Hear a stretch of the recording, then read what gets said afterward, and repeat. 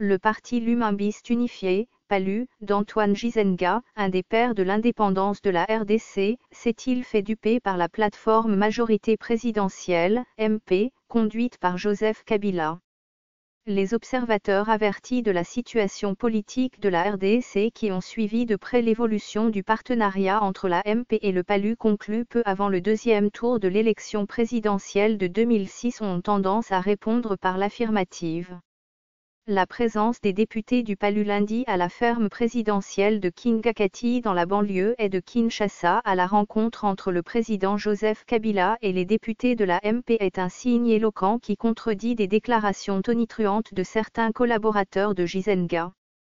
Ces derniers affirment que leur parti attend que la majorité présidentielle soutienne le candidat du PALU à la prochaine présidentielle comme convenu entre les deux camps en 2006 et en 2011. L'accord de partenariat entre la MP et le PALU stipule que le PALU soutienne la candidature président Kabila à l'élection présidentielle de 2006 et qu'en cas de victoire le parti de Gizenga occupe le poste de Premier ministre. C'est ce qui a été fait de 2006 à 2011. Lors de la présidentielle à un seul tour de 2011, la MP a sollicité le soutien du PALU à la candidature du président Kabila et qu'en contrepartie la MP allait soutenir le candidat du PALU à la présidence de la République en 2016.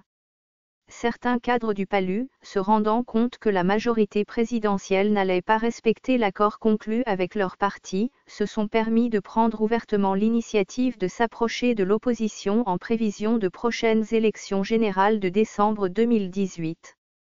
Louji Gizenga, secrétaire permanent du PALU jusqu'en février dernier, et son adjoint, Adolphe Musito, s'étaient approchés du mouvement de libération du Congo, MLC, de Jean-Pierre Bemba dans le but de conclure, dans un proche avenir, une alliance électorale. La réaction de la MP ne s'est pas fait attendre. Elle a fait pression sur le secrétaire général du PALU, Antoine Gizenga qui a limogé dans les heures qui ont suivi cette annonce, le secrétaire permanent Louji Gizenga et le secrétaire permanent adjoint Adolphe Musito. Le chef de l'État, Joseph Kabila, s'est même déplacé pour aller rendre visite au patriarche Gizenga. Mais personne ne sait ce qu'Antoine Gizenga a obtenu de J. Kabila pour mettre fin au rapprochement entre le PALU et le MLC et sacrifier Louji Gizenga et Adolphe Musito.